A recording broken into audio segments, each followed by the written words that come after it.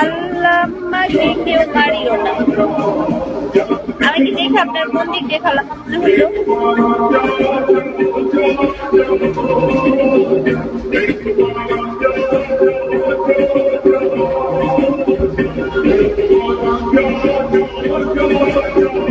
Snapchat ID নাই আমার, Messenger আছে, ইবেন আর ইমো আছে। আমি ইমোতে থাকি বেশি।